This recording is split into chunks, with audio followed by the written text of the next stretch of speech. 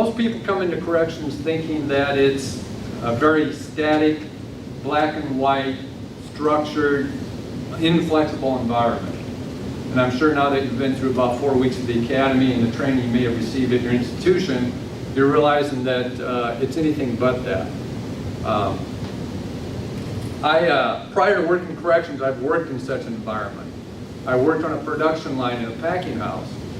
And every day I'd stand in the same spot, and the product would come by, I'd complete my task 125 times an hour, 8 hours a day, 6 days a week. That's a definition of a structured, inflexible environment. Corrections is anything but that. And the primary reason that is it boils down to this: you're working with people. You're not an accountant working with numbers, where everything lines up real nice and neat and adds up real fine. And you're not a mechanic working on cars. Quite honestly, you're dealing with a complicated, sometimes messy, unique contraption known as the human being. And as far as I know, as of yet, we have yet to be given a service manual on how to address these issues. So society comes to us and with the offenders, and for lack of a better word, comes forward and says, here, this is broken, fix it, help us with this. And that's our responsibility.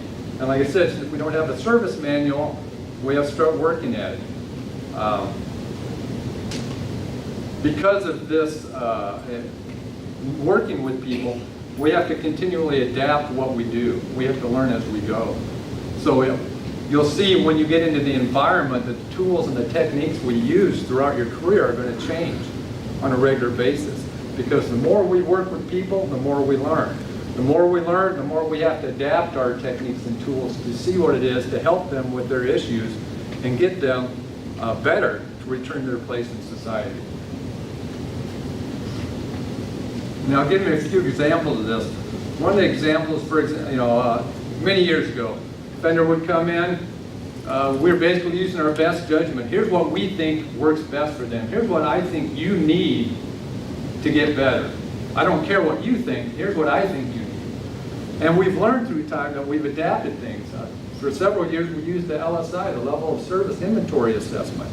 Basically, that helped us determine what the offender's needs are, so we could identify them, try to correct them, and get them back on the street.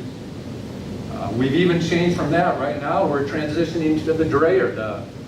I always struggle with this one. The Dynamic Risk Assessment for Offender Reentry, which is another tool, which is a better tool than what we've been using. And again, hopefully to help us identify what the issues are that we can work with the offenders and get them back out there on the street. We've learned over the years that in order for an offender to be successful upon release, there has to be a support system in place, that there has to be services lined up for them. So we launched a reentry initiative. We've determined that, we've learned that best practices, we're ensuring that our programming, our protocols, and our procedures are all evidence-based.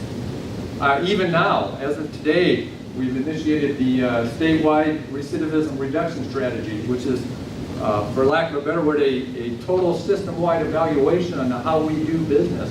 And we'll be adapting and changing with the things that we learn from there. So, as you can see, corrections is anything but. It's in a constant state of flux.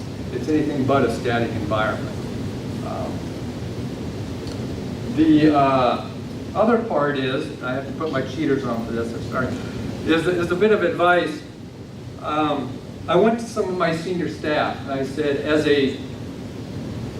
a senior staff member, what are some of the things that you wish you knew then as a new officer or a new staff member that you know now after 20 years in the business?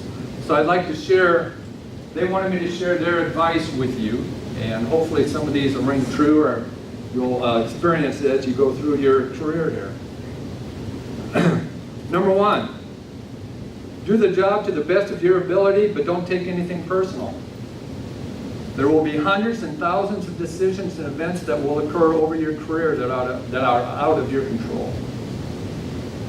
Number two, listen to the advice of senior staff. You don't have to follow the advice, but listen. They've been there and they've made all the stupid mistakes. So take advantage of it and learn from them what to do and what not to do. If you have, number 3, if you have an idea or a suggestion, share it. But don't get insulted or discouraged if it doesn't happen right away or at all.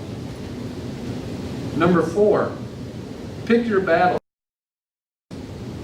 If you try to take on every challenge or dissect everything that occurs, you won't last very long and you'll accomplish very little. Now, the officer that gave me this particular piece of advice, that it took him over 2 years to figure that out, and he couldn't believe how much less stressful and frustrating his job was once he realized that portion of it. Number 5, there will be staff you get along with, and there will be staff that you just can't stand to be around. And you can't, regardless of your differences, the bottom line is they need to know that you'll be there for them in their time of need, and they'll be there for you in your time. So you can have a great, exciting, challenging career in corrections. Don't become complacent. Stay open-minded, flexible to change. You know, as I said, with all the changes that occurs, the techniques, the approaches that we adapt and change as we learn more to work with the offenders, our vision remains the same throughout the entire process of that, and that is an Iowa with no more victims. And that's our goal, that's our challenge. So to wrap it up, I just want to say, as a lifelong resident of Iowa, I want to thank you for taking on this challenge, and I want to thank you for your commitment to keeping me and my family safe. So, congratulations. Welcome to the Iowa Department of Corrections family. We're glad to have you.